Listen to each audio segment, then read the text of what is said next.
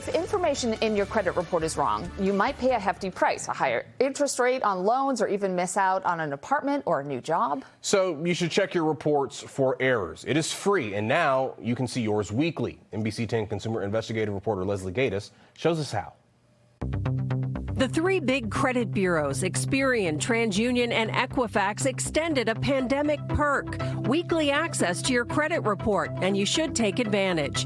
To get your reports, go to annualcreditreport.com and beware of imposters. There are other websites out there, but annualcreditreport.com is the only website that is authorized under law. On annualcreditreport.com, select Request Your Free Credit Reports. You can request a report from one, two, or all three big credit bureaus. It only took me a few minutes. It's a great way to make sure nobody's opening credit or trying to get an apartment or a job in your name. Your reports show bank, credit, and loan accounts in your name, plus payment history.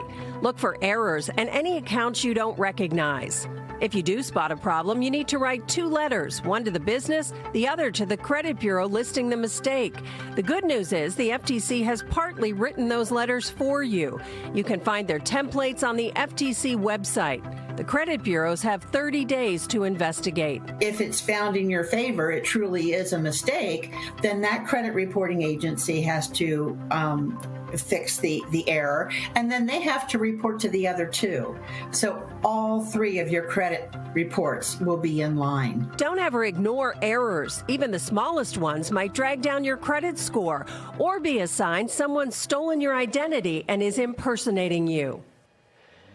All right, so check those reports frequently. Also, a credit freeze is an easy thing to set up, and it's a smart way to protect against identity theft. When you freeze your credit, you prevent unauthorized access to your credit report, and it is simple to do. And you've definitely heard me say that many, many times, but someone wasn't listening to me. Oh, yeah. So let's hear what happened to you, Corey.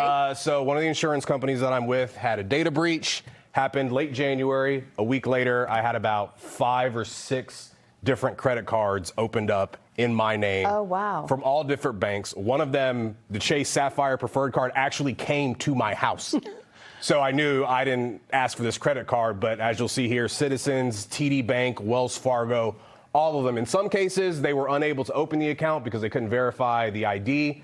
But in some cases, like the Chase one, an account was opened up in my name. Fortunately, I have monitoring, which let me know that these inquiries were made to open up the accounts, but I did not have my credit frozen. So I went to every credit agency, told them about the fraud, called the banks, told them about the fraud, froze my credit. How easy was it Put to on freeze fraud your credit? alerts. I did all of this in probably 30 minutes for every credit agency, called every single bank. All of them very helpful, spoke to a real person, said this isn't fraud, and got it figured out. And my credit score hasn't changed. But if I go to the website that you mentioned there, annualcreditreport.com, is it less than 30 minutes? Yes, it takes 5 minutes. I just did it. It is very easy to do. And 5 or 10 minutes to print out those reports.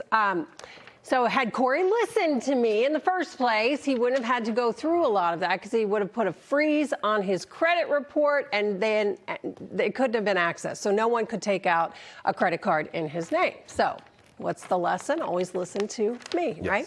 Yes. We have more information on how to freeze your credit report on our website and also a link to annualcreditreport.com where you can check those credit reports. And again, it is something you should definitely be doing. Leslie Gatiss, NBC 10 Boston.